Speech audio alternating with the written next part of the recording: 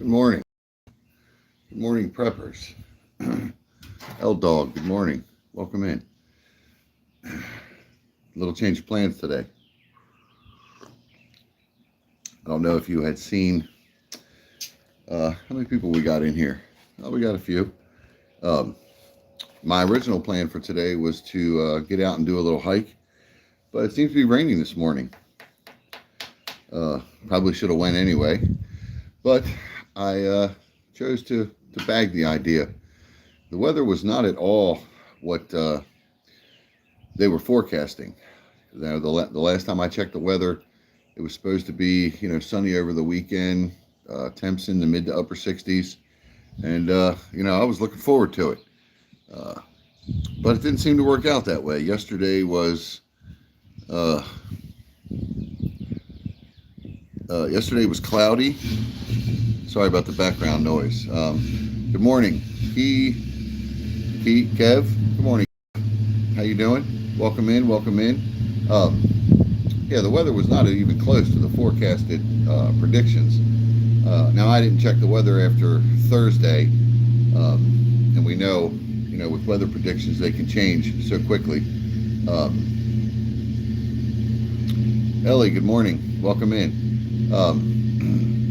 It was cloudy all day yesterday, foggy last night, started raining late. I heard rain start maybe around 10 o'clock, and it was still drizzling this morning when I got up and brought the dog out. So here we are, sitting on the deck, having a coffee. Sorry about the background noise. My middle son's leaving to go to work, so you can probably hear his exhaust. It is not broken. It's designed to sound like that. So oddly, my children, as they became of driving age, my oldest son, he chose for his first car a 86 Monte Carlo. Took a little bit to find one in decent shape, but we finally did, and he drove it for a few years. He has a newer car now. He's a little older. And then my middle son, he wanted a mid-80s, I believe his is an 86 as well, Mustang GT. So yeah, it's not uncommon for at least the neighbors to hear that.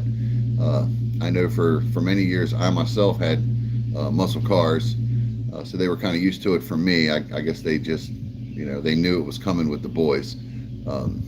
I think out of all the cars, the Monte Carlo was probably the loudest. Man, that thing would just rumble through the neighborhood. But this Mustang isn't too bad. Not as loud as mine. I had a newer convertible for a while, Mustang. Exhaust, threw a bunch of money at it that was just, I never got back. It was just a toy. A little bit louder than his is, but his has got a good throaty kind of sound to it. So, yeah, it's an older GT. It's carbureted, not fuel injected. So he's got to sit there and let it warm up a little bit. He can't just turn the key and go like, fuel injected vehicles. And I think he milks it a little longer, getting his phone. We got a head unit in there with a Bluetooth, so he doesn't have to, touch anything while he's driving. He can answer calls or whatever. So he usually sits there and idles for a little bit, getting himself gathered up before he leaves. So again, apologize for the background noise. I was kind of disappointed that the weather was, there he goes. He's backing out now, which oddly, he's, about 60 feet away in the driveway from where I'm sitting. And I guess maybe because of this little cubby I'm sitting in on the deck, I have a roof over me, so I'm not in the rain. And it's really just a fine mist, not much, just a sprinkle. I probably could have hiked. If temperatures would have been a little bit warmer. It's only like 47 degrees. If it wasn't my first hike of the season, I probably would have went, but I have not been out yet this season, so I'm not in prime hiking condition, and it's raining, and I got up an hour later than I wanted to because of the time change. I forgot to set the clock before I went to bed, so when I got up thinking it was 6:30, it was actually 7:30, and well, hell, it's already 7:30 and I haven't had coffee yet. So by the time I got the dog taken care of,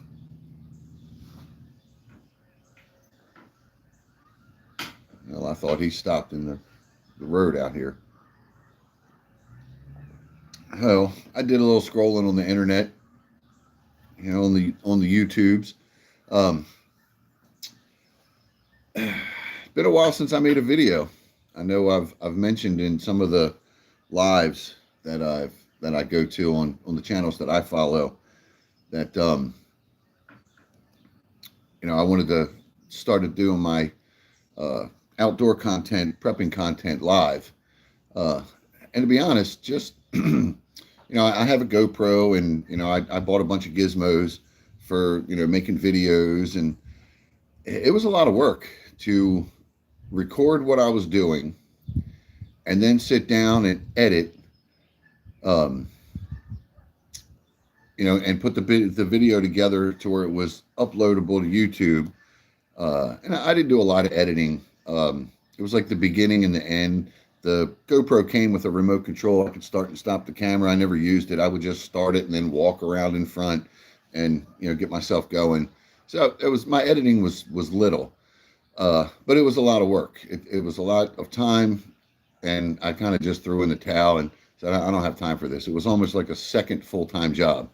And to be honest, after working all day long, 8-9 hours, and then sometimes longer, sometimes less, but working all day long and then coming home and setting the camera up for whatever I was getting into that day or that evening, and then sitting down. Good morning, leave him. Welcome in. Sitting down and editing, and then it became too much. So I kind of slacked on making videos. And over the winter, I kind of thought about the whole process and thought, most of what I do, when it comes to prepping or outdoors, with the exception of long hikes and weekend camping trips, I could almost run the camera and just do it live, providing I can have a signal the whole time. Now, I did hike a section of the Mason-Dixon Trail last year with a friend from Delaware. He came up, and I don't know about the trail itself, but I know the campground that we stayed at, we had no phone signal because we had intended to do a live stream live on both YouTube and Facebook. He does most of his lives on Facebook. I do mine on YouTube. And we didn't have a strong enough phone signal at the campsite, so that kind of bagged that whole idea. So my concern is, am I going to have enough of a signal on my phone to stream live, while I'm doing this stuff? I don't know. I've looked into it. I've looked at the specs for the mobile Starlink, the one that's like a backpack. But even then, you have to have a clear sight line to the sky for it to get the satellites, and not too many trails are wide open. I mean, this is the East Coast. If I'm not hiking in the mountains, I'm hiking along the coast somewhere. I'm not close enough to the coast for it to be flat, but I'm not far enough in from the coast for it to be all mountains. I'm still in wooded areas where there is a tree canopy, so it is a concern. I'll deal with it when it happens. I don't know if the local trail system where I live, I know the campground near it does not have a strong enough phone signal to do anything. You can't even check your email. You can't scroll social media or nothing. I mean, it's nothing. It's SOS or whatever your phone says when you got nothing. But when I'm doing stuff around the house here, my last video that I put up was the DIY water filter, and I literally could have done that live. I basically picked up everything, some things I bought, some things I had, and I put together a bucket, made a water filter. We have a pond in the neighborhood, down the road a little ways. I went and got a 5-gallon bucket of pond water, and you could clearly see it was, shit floating in it and cloudy, and I dumped it through the filter and into another mason jar, and boom, clear as a bell.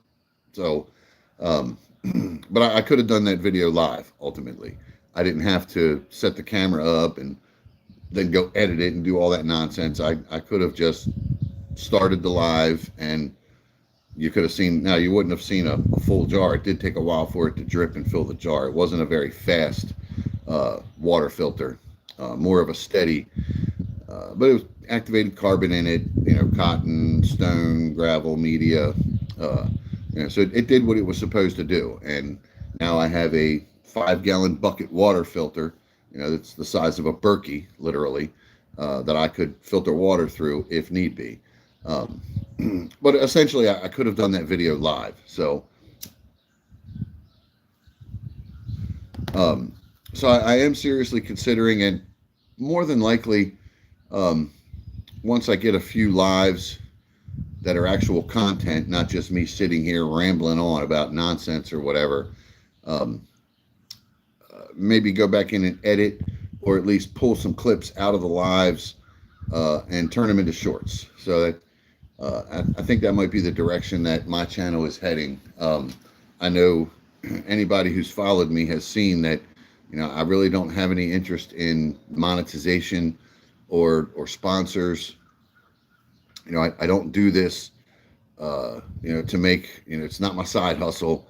I do it because I see a lot of less than accurate content out there when it comes to preparedness, and almost anybody can, put a bunch of stuff on a shelf behind them and call themselves a prepper, and they can put a bag out on the table and start showing you all this fancy gear. And one of the things about those kind of content creators that I've always noticed is everything they show you always looks brand new. And it's like, well, wait a minute, you're gonna recommend something to me that looks like you just took out the package. Did you not test it? Have you not using it? Are you speaking from experience? Or did you just Google best fixed blade knife and now make a video? If you look through my videos, I do have some new gear. I do upgrade and buy new gear. There is a couple of videos where I picked up different pieces of gear, and told you where I got it from and that I haven't used it yet, but it looks decent or whatever. But if you notice in my videos, most of my gear is older than dirt, because I use the shit out of it. I like to at least once, if not twice a month, take a weekend camping trip. Last year I didn't hike as often, but up until last year, and hopefully I'll get back into it this year, I literally trail hiked every weekend. Whether it be Saturday morning or Sunday morning, I would gear myself up, and we have no shortage of local trails around here where I live.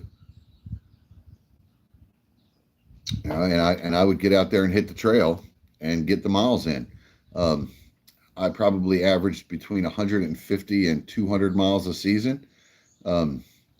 My average hikes were probably anywhere between 4.5 to 5 miles, all the way as high as like 11 or 12 miles on some of the longer ones. So a fair amount of miles. My gear got a fair amount of usage. And the majority of that gear some of it I've had since I was a teenager, and that was a long time ago. So it's not something that was trendy for me, as far as the activities that I was doing in videos. It was just something, it's just stuff that I do. And I thought, why the heck not? I see a lot of videos out there of things that just are less than accurate. And that kind of bothered me because, for those people who are just getting into preparedness, or they're just getting into outdoor type stuff, and if you get the wrong advice, it could be a disaster. And you can have a very bad experience or a poor experience. And I know when I want to go out and learn something, I look at as many resources as I can, before I move forward. I don't just watch, one video and then go dive right in. I like to bring myself up to a level where I at least have a small idea of what I'm doing before I dive in. I'll give you an example. When I was younger, I had CB radio in my vehicle, as well as I had a base station in my, where I was living. Antenna out on a tower in a, big base station, and I could skip all over the country, and it was good fun. It was kept me out of trouble, kept me indoors, and it was something to do in the evenings, late at night, whatever, and I enjoyed it. And then I kind of got away from it, and maybe 4 or 5 years ago, I decided I'm going to put a CB radio back in the truck. So I knew a little bit about CB radios. I'm not a ham operator. I'm not a radio nerd. As far as just getting a CB radio and getting it in the truck and making it work, I was confident up till that point that I could accomplish that, and I did. I did consult with a couple of people, before I, started it. I watched a few videos, and, I knew that, hey, if I pick up a used radio, which I did, I didn't buy a brand new radio. I bought a used Cobra. I was going to need a technician, somebody to take a look at it and make sure that it was, good to go and hadn't been messed with. And, so I watched videos, and I found a guy.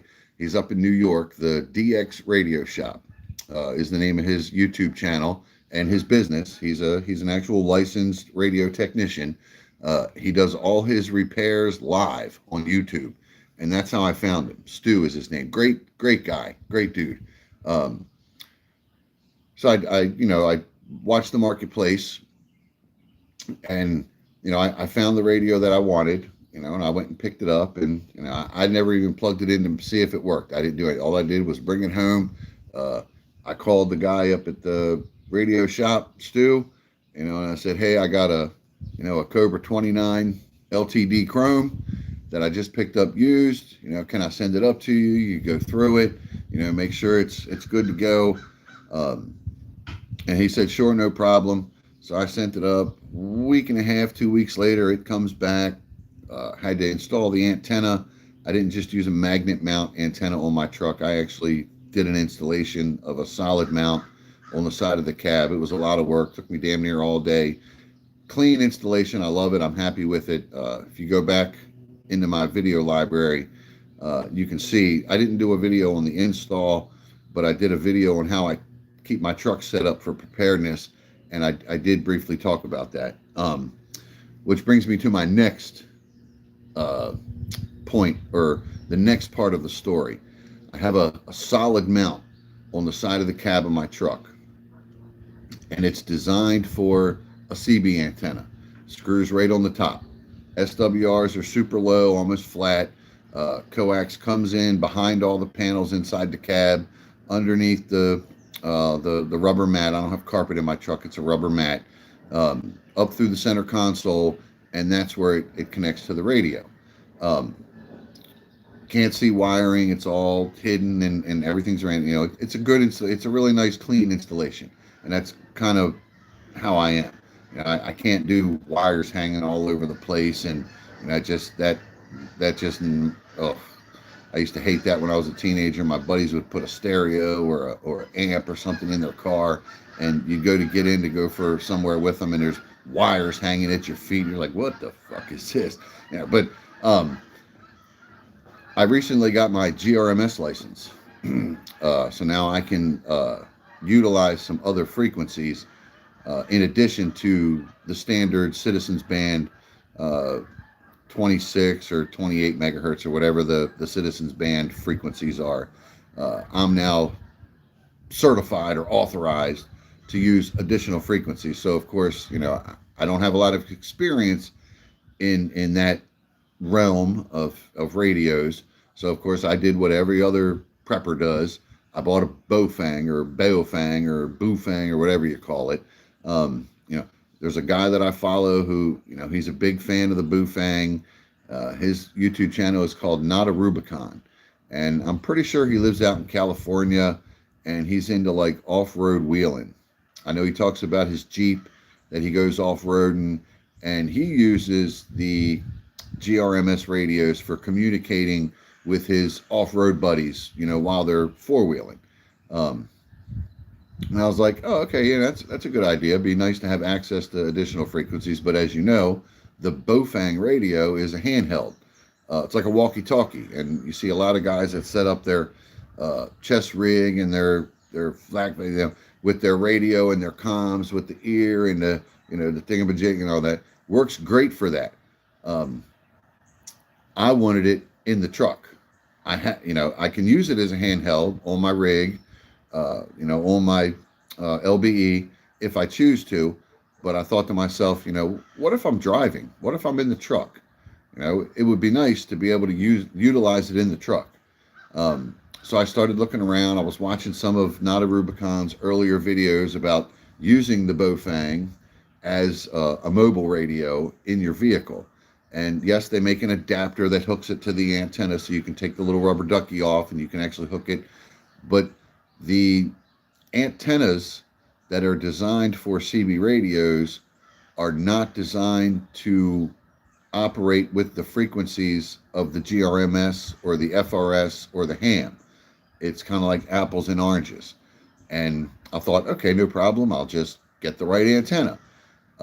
Well, the further I researched it, the connection for the antenna for the GRMS, ham, and FRS frequencies, it's not the same connection as the standard CB radio. So I thought, okay, maybe there's an adapter. So for 2 whole days, I'm on the phone with the guy in New York. I'm on the phone with a website that's a radio shop that I buy from online. I called their tech department, and after 2 days of me trying to figure this out, I came to the conclusion that it's not possible. There's no adapter made. I cannot take my CB radio antenna off of the mount that's permanently mounted on my truck and put the GRMS antenna on that. The connection isn't correct. It's not possible. And the guy in New York told me if I end up figuring it out, because he knows me, let him know that he would like to, put it out on his YouTube channel so his viewers can see how I made it work. Well, I made it work. I'm not 100% certain yet that it's going to work, but I did find on Amazon 2 different adapters that I can put together, take parts off of one and parts off the other and put them together and install it onto my mount and then attach the GRMS antenna to it. I'm not going to do a video about that yet because I don't have an SWR meter. My radio has it built in, so I've always just kind of relied on that. Whenever I check my SWRs, I just use the one that's in the radio. I don't have a standalone SWR meter, which the guy in New York told me 2 years ago I should buy one. I just haven't gotten around to it yet, but I will order a standalone SWR meter. And then I'm pretty sure I have my antenna choice narrowed down to 2. And they're right around the same. I think one's $60, one's $90. I haven't decided, which one. When I'm ready to order it, I'll make the decision before I click the, add to cart button. They're right around 26 inches. I think they're right around the same size. They carry the same. They have the same specs. They're very similar. So I don't know yet. I haven't made that decision because I wasn't going to buy an antenna unless I was certain I could get it to mount to my truck mount. Because I thought for a day or two that I was going to end up having to just buy a completely separate magnet mount, which I hate magnet mounts. You put the magnet on top of your vehicle and you got the wire strung across the roof of the truck and then up the side of the truck or the car into the car window.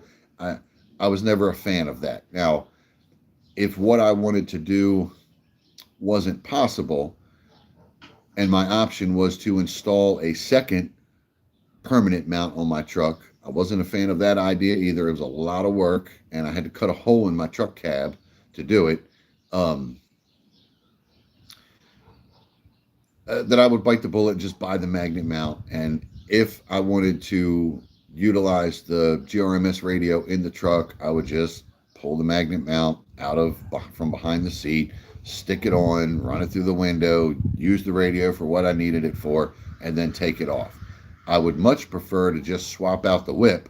It takes me 5 seconds to take my CB antenna off with a wrench and pop the other one. It would be much easier and more convenient if I could just swap the two out, because I would never have a reason to use both at the same time that I can think of.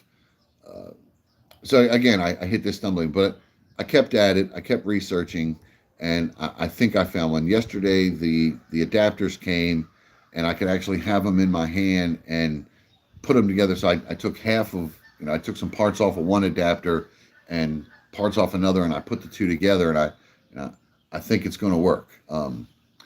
I just have to get the antenna and get the SWR meter so I can actually put it all together, test it. I still need the adapter for the end of the coax that connects to the back of the CB radio, is a different connection than what's on the Bofang radio for the antenna. But they make for that, it's like $6. It's cheap. I just have to order it.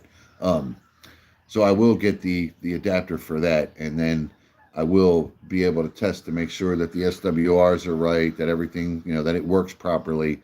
But I'll probably do another live once I get all the parts together. I'll get the live going, and we'll set it all up and check the SWRs. And if it works, boom, mission accomplished. If it doesn't, then I'll scrap the idea and maybe go back to the magnet mount option, because with the adapters that I need, they make a battery eliminator for your Bofang radio, where it's an adapter that slides into the battery slot, but has a cable connected to it that goes to your accessory port in your vehicle. So you're not running off the radio battery the whole time the radio's in the car. You're connected to the vehicle battery or the vehicle charging system. So I have to order that. I think that was like $15 or $12 or something. It wasn't much, but if I go with the more expensive of the two antenna, I think it was $90. And I don't pay for shipping because I'm Amazon Prime, but for some reason I always have to pay tax. So the adapters, everything that I would need to put it together, make it work, in addition to the standalone SWR meter, I'll probably have $130 to $150, tied up in this exercise, which I may or may not ever use. Who knows? But I do like having the option of having the GRMS frequencies available to me while I'm in the vehicle. I do spend a lot of time in my vehicle for work, so it would be helpful. I generally don't carry the GRMS radio in my emergency bag, but that was another thing that ran through my head is, I should probably carry one of the Bofangs in my emergency bag, which I call it my emergency bag because it's just a bag that I keep in my truck for emergencies. I've done videos on it. Some people call it your get home bag, your bug out bag. They got a million names for it. To me, it's just an emergency bag. It's what it's always been. I've always kept an emergency bag of stuff in my vehicle for emergencies, in addition to my EDC. So, but I never carried a radio. For a while, I did carry walkie-talkies, just little handheld two-way, Midland or Cobra, or I don't remember what brand they were. They were just, cheap little walkie-talkies that, they'd go about a mile and a half, if that, in the mountains of like Western Maryland, less.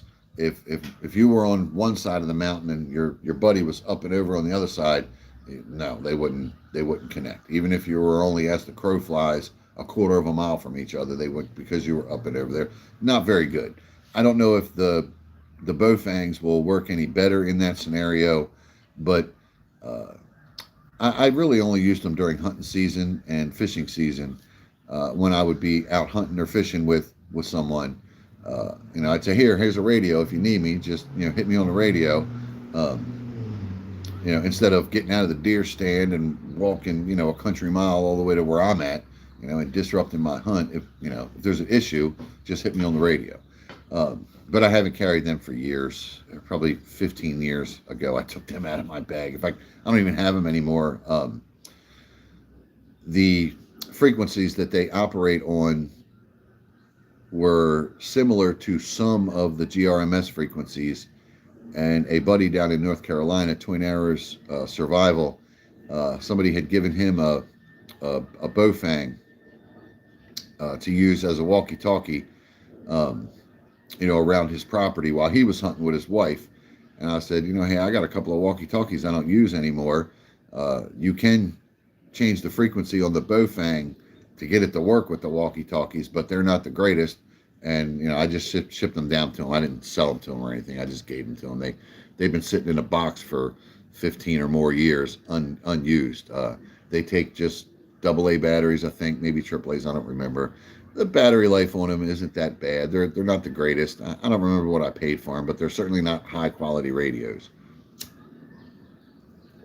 But it served the purpose for what he needed, because when him and his wife were out hunting, he wanted to be able to communicate with her, as well as back at his house where his daughter was. He wanted her to be able to communicate with them. So instead of buying another Bowfang, which was his intent, I said, hey, you don't have to throw the money out now. I got these walkie-talkies that'll work. They're not the greatest, but I sent them down to him, and I'm pretty sure they do what he needed them to do, and that's that. So, what time is it? I don't have my watch on. I wonder if I can see the time on here. All right, we got 8 minutes, because in 8 minutes, Corporals Corner, the ham license, yeah. I have no reason to get a ham license. I'm not that level of radio nerd. The GRMS was easy. I think it was $30. It took me 5 minutes to fill out the application on the FCC website, and everyone in my house uses it. No one uses it, but everyone in my house can use it. It was very simple to get. If I was one of those radio techie dudes, I would probably have the ham license, but it's just not my thing. I see a purpose for radios and comms. I appreciate it, and I utilize it to some level, but not to the level of I don't have a tower up the side of my house with some big directional beam on a rotor turning all. I don't have none of that nonsense, and I don't have any plans for any of that stuff. As far as the ham frequencies go, only worth it for yes, correct. As far as the 140 megahertz, I think those are the ham frequencies. I don't remember. The ham frequencies that you're not authorized to be on, you can listen. There's no law against that, but you can't transmit on any of those frequencies without that license, unless it's an emergency. That's the only time. And that would be the only time that I probably would transmit on those frequencies, is during an emergency. So having the Bowfang unlocked, or any of the other handheld radios that are designed for those frequencies, and they make a shit ton of them. Anywhere from $20 for a Bowfang all the way up to like $1,500 for like a really nice Kenwood or whatever.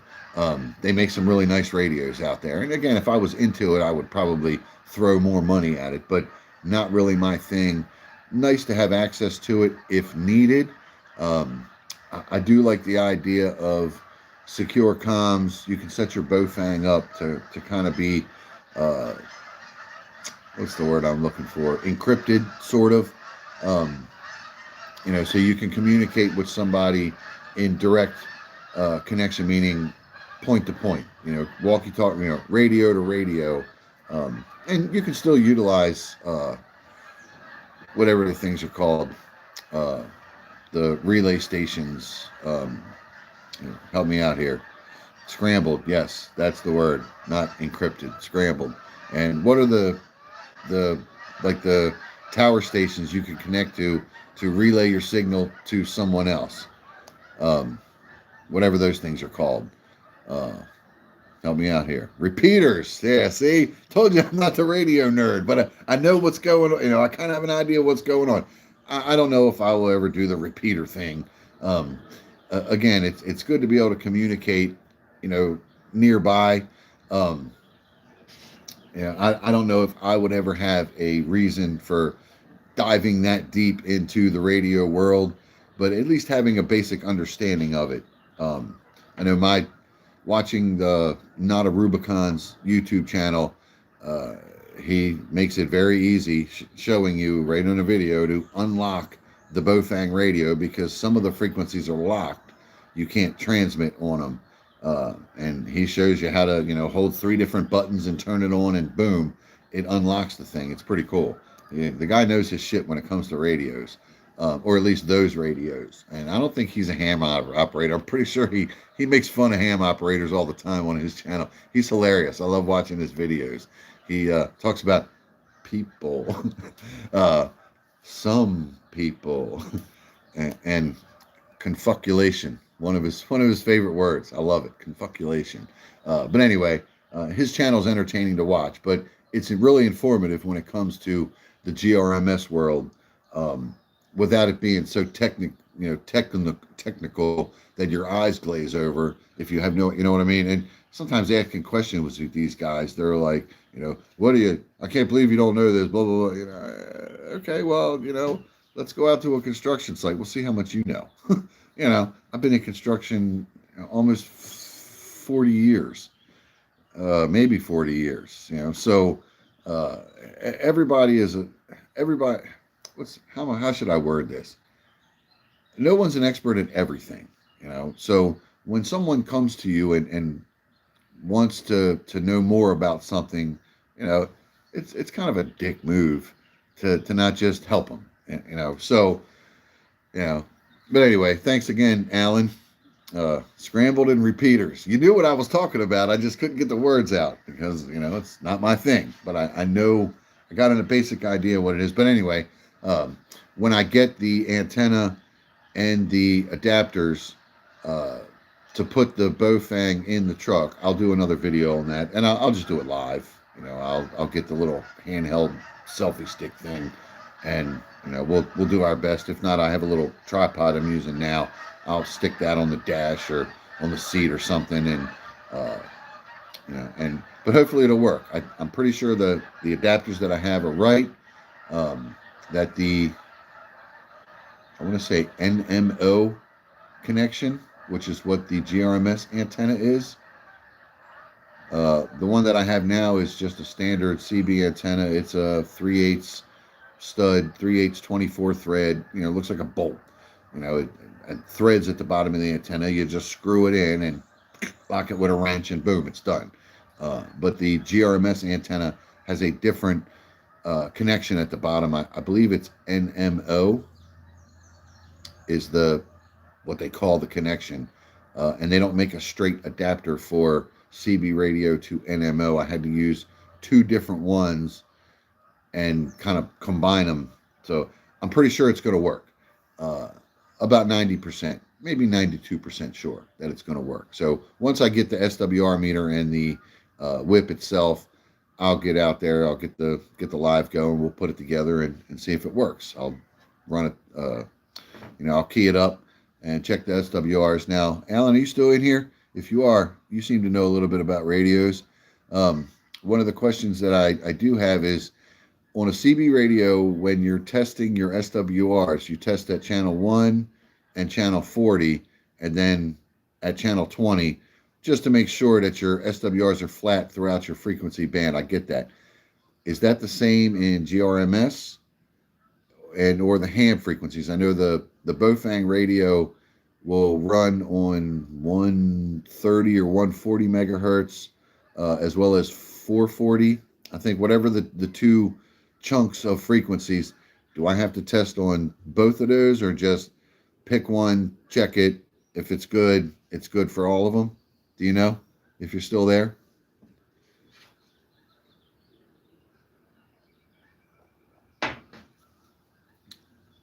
Looks like I'm going to have to ask the radio guy in New York when that time comes. I'll text him. In fact, I have another radio that I'm going to send up to him. I bought a second CB radio for the truck, a little nicer one than I have. I have a Cobra 29 LTD Chrome in there now, and because I like the look of it, it's black, it matches everything. But I bought the 148. I stumbled across it on Facebook Marketplace. A local radio shop had it for like $75 working. No mic, no power cord or nothing, but I should be able to use my mic and my power cord. But I now have a 148. It does work. The guy that I bought it from, he's a local CB shop at a truck stop locally. And he plugged it in and it received and yada, yada, yada. But I am going to send it up to DX Radio Shop in New York and have Stu go through it and make sure it's tuned and aligned and, it's not peaked or turned up or cranked up or any of the other things that people do to radios to try to make them better than they are. Which let's touch on that for a minute. I see a lot of stuff online where people, get in there and they tweak, or they have somebody tweak their radio. And think about that for a minute.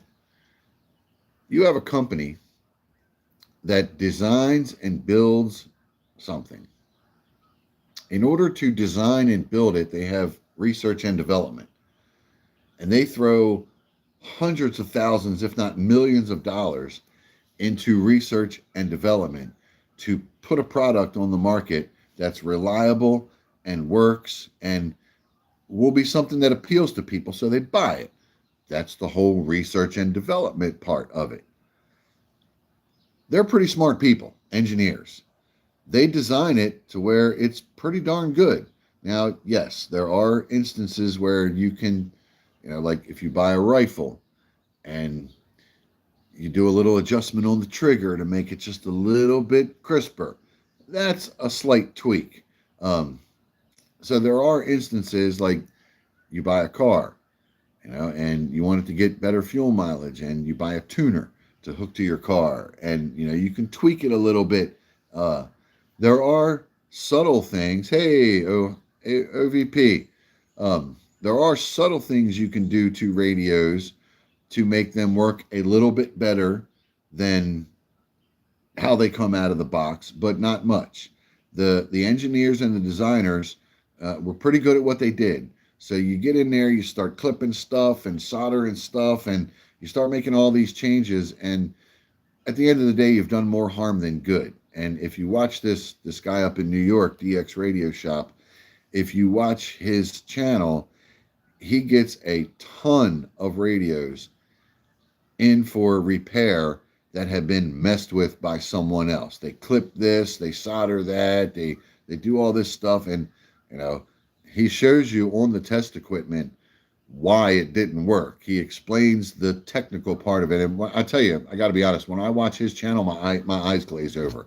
But there's some people in his chat that they're right with him, So he's not the only one. I'm sure there's a ton of guys out there, but he's who I found. He's who I use. He's who I trust.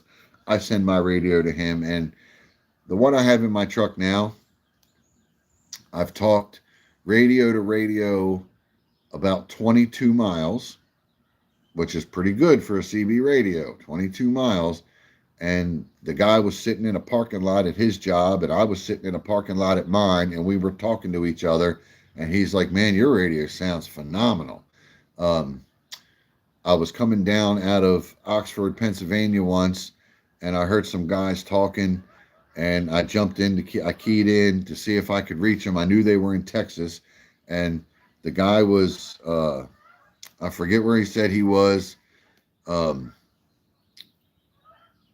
He was near a university or something, but I keyed up and boom, I skipped all the way to Texas. And he said, man, you sound great. Modulation's great, clear as a bell. Radio sounds good. So I've had nothing but compliments on the quality of my radio when it comes to other radio operators. Everyone I've communicated with all said, yeah, sounds great, clear as a bell. It's not overmodulated. So having the right technician set it up for you is important, because I've seen online there's a ton of guys out there that just clip stuff and solder stuff, and they start modifying things. And yeah, on a meter that swings a needle, it looks like it's better, but when you put it on like the diagnostic equipment, the oscilloscope and all that, it's all over the place and dirty, and so get a decent radio tech if you're gonna modify your radio, or try to. And if you buy one used, get it to a guy who's reputable and understands that the way it was built and designed by the engineers originally is just about as good as it's going to get. It just needs to be cleaned up. And so now I don't know if this guy up in New York works on Baofangs or not. Mine are brand new. I've had them a few years, but as far as I know, they work fine. They're $20 radios. I'm not going to put any more money into them than I have to. But I am considering the Meshtastic system. It's caught my attention recently. The ATAC and the Meshtastic system for local communication. Not sure how deep I'm going to dive into that, because just scratching the surface, it looks like it could get expensive. That it wouldn't take long to be, several $100s wrapped up in that hobby, or that toy, that gizmo, because really you're only going to need it if the cell system goes down. It's kind of like those rapid radios that they advertise. Yes, I know, that's where I got the idea, from Hudson Valley and Vision. In fact, I just was on Vision's live last night, and I told him, he asked, what's your next step in your prepping? Not me, he asked the whole chat. And I was the one that said, hey, I'm looking at Meshtastic now. He's like, yes, me too. So I'll probably hold off a little bit and see how Hudson Valley and him, see what kind of success or failure that they have before I start throwing money at it. Because you can set it up, just from what I've seen, you can set it up for probably as low as $50, $60, because everything you buy, you got to have two or more, because you're connecting two things. You can't just buy one gizmo, and you kind of have to be close enough to it for your device to connect to it. And if you're that close, you can connect two devices. But if you're that close, why do you need to be connected? You can just holler. So each person or each device would need its own Meshtastic gizmo, and then they go, from what I've seen, urban settings 1 to 3 miles, rural 3 to 5. There was a couple that go a little bit further, which hell, the Baofang does that. And if you're wearing an earpiece and you turn the Roger beep off, it's quiet. So it kind of does the same thing as the Meshtastic. The difference is, with Meshtastic, you can send files, you can send maps, pin drops, data. It's a little more complicated for Meshtastic to do voice to voice like a radio, but it is possible. It's just more complicated and requires more gizmos. And how many gizmos are we going to carry on our gear or our kit? At the end of the day, probably not that many. Because if you watch one of my videos that I did last year, I added up the weight of just my kit and my emergency bag, my LBE, rifle, pistol, ammo. It's like 80 pounds. That's a lot of weight for anyone. So unless you're 19 years old and in boot camp, you're not going far with 80 pounds on your body. So yeah, Meshtastic is the next that I'm going to consider.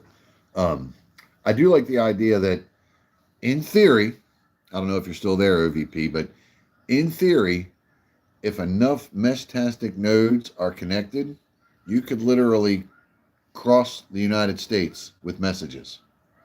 No, it would take a boatload of them. Uh, I think the AI told me over 1,000. It would, but literally someone on the, let's say, Mike Tango Whiskey. I don't know if you watch his channel. I believe he's in Washington State.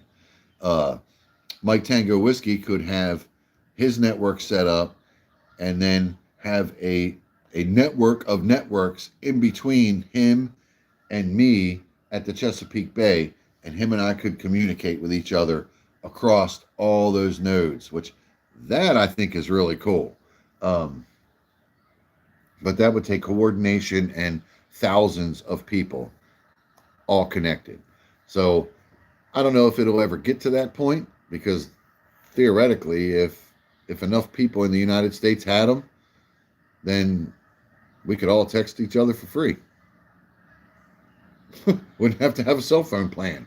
You wouldn't be able to make phone calls, but you could download data. And I don't know. Now, there was a system that I looked into. I don't remember the name of it, but there was a system much like Meshtastic. I don't remember what it was called. I stumbled across it about 10 years ago. It was smaller. It was designed for the backpacking community. And there was a podcast that I was following. I think it was called The First 40 Miles. And they were big into, through hiking and backpacking. And they did a review on it, but they didn't actually have one. They were just talking about this product. And it was basically a connection device for people to connect their phones while hiking together. So if you lose your cell phone signal, at least you could communicate with each other while on trail.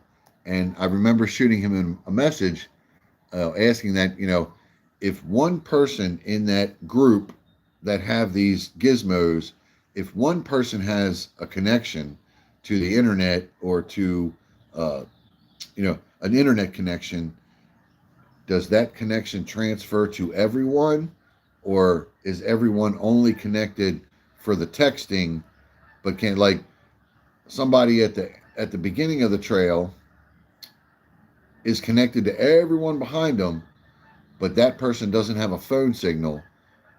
Could they utilize the internet being connected through that network?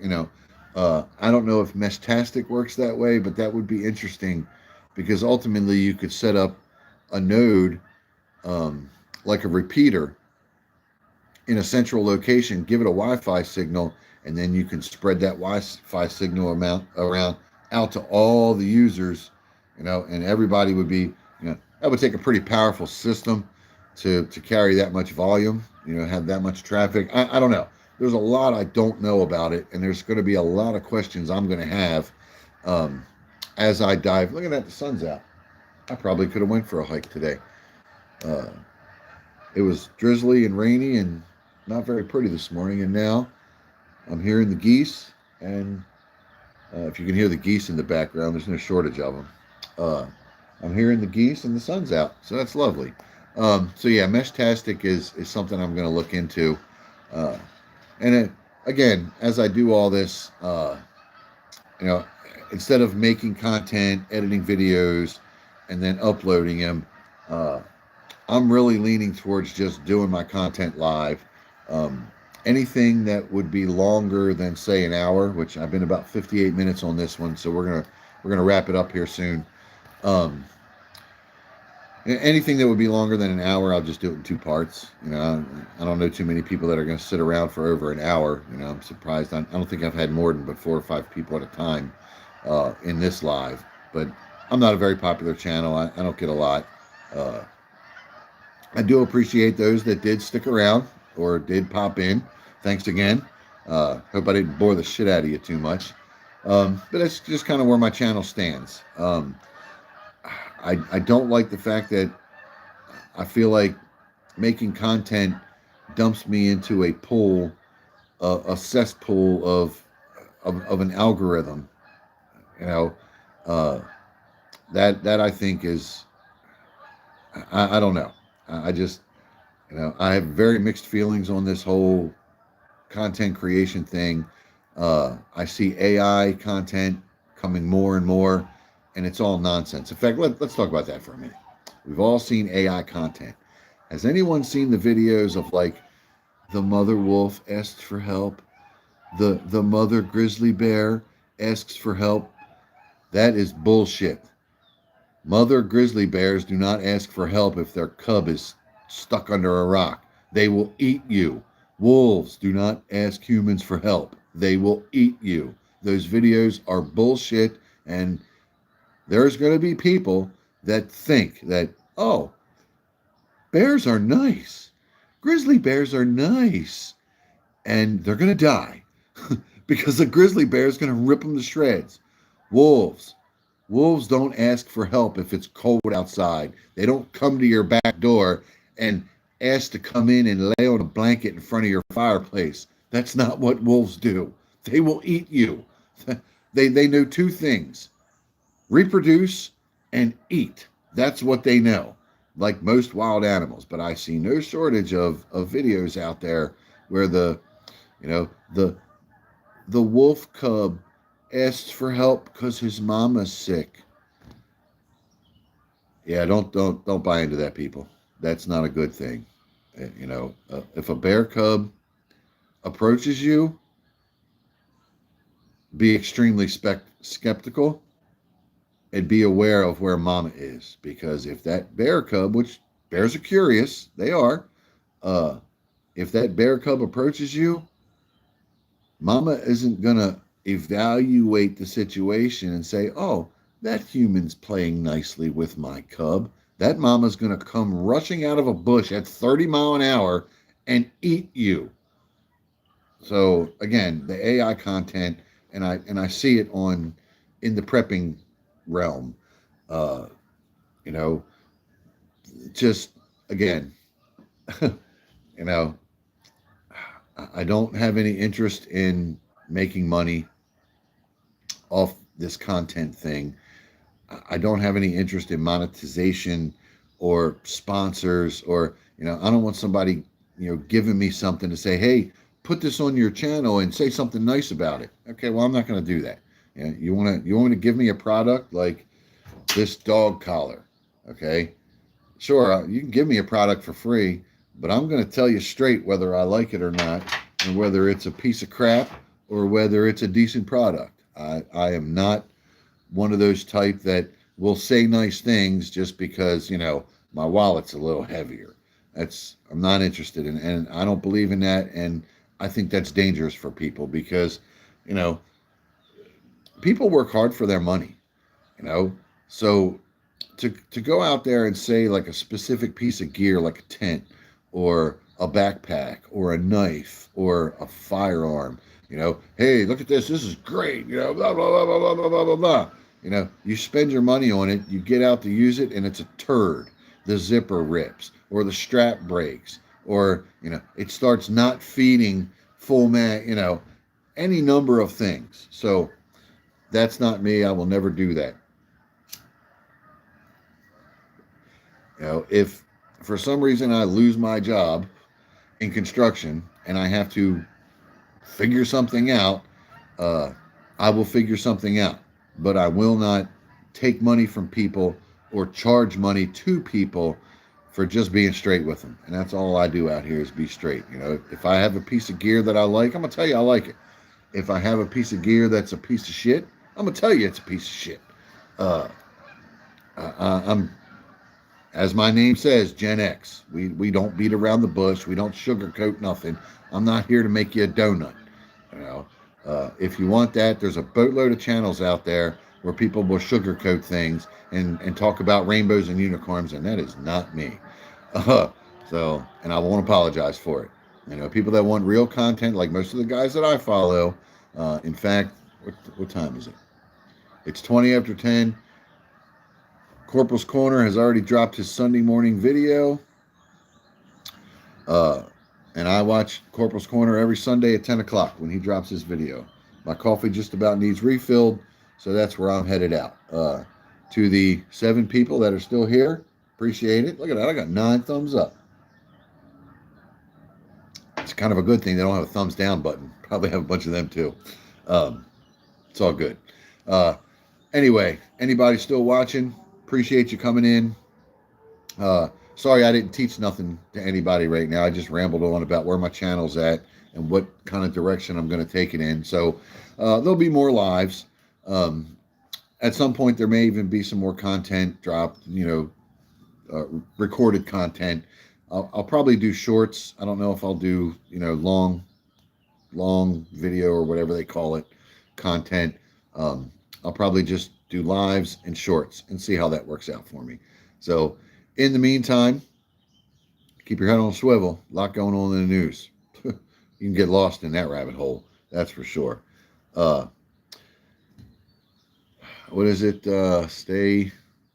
I don't remember. It's not my saying. What is this? Thanks for the honesty. I'm a millennial here. I respect the Gen X. Yeah. See, I got no issues with being straightforward. And the last thing I want is for someone to come to my channel and watch something that I do, and then them try it and it fail miserably. That's, if I'm going to show something, because now I'm doing my content live, you're going to see whether I succeed or fail.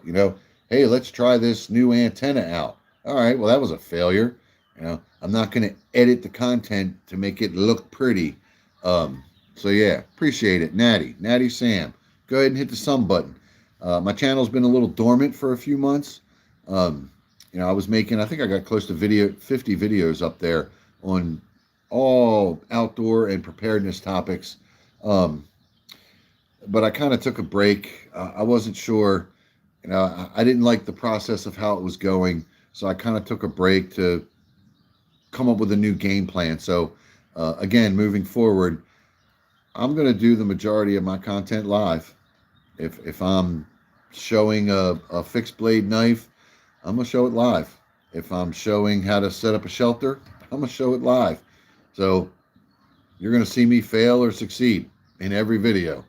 I'm not going to edit it out to make it just look, oh, this worked out great. I saw this guy online set this up and it worked perfect for him. Well, what you didn't see is it took 8 hours of filming and 15 hours of editing for me to put up a 15-minute video to show you that this worked. Because in the real world, it didn't work.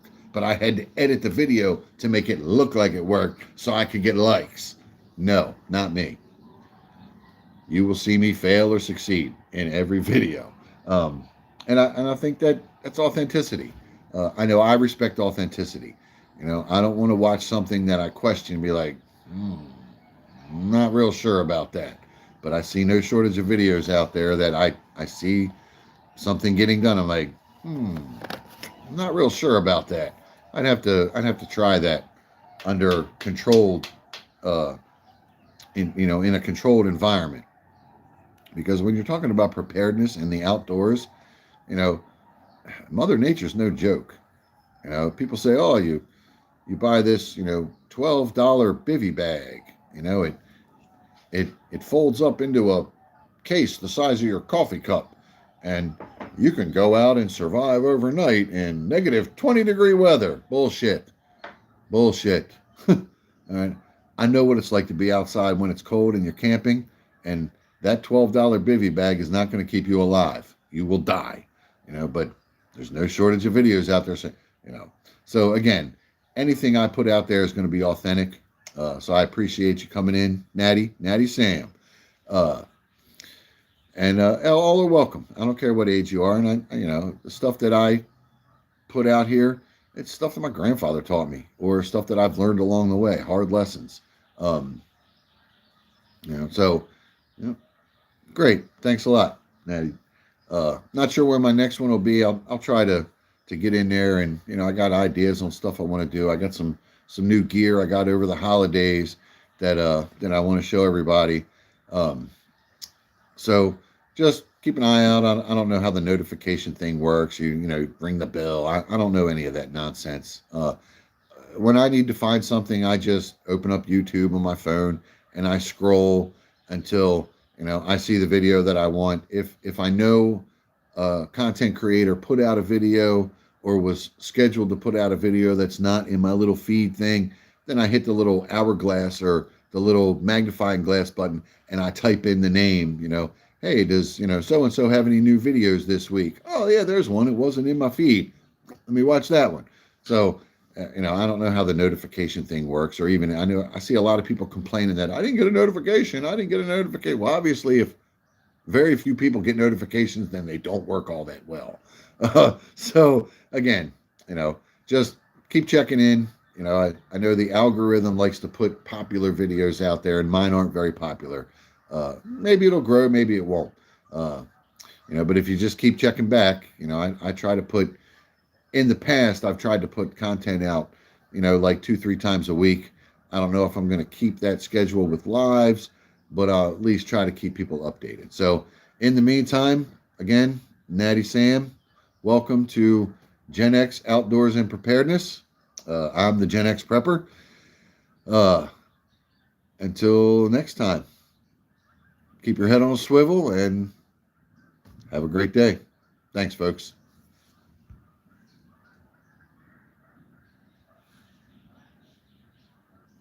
How do you turn this thing off?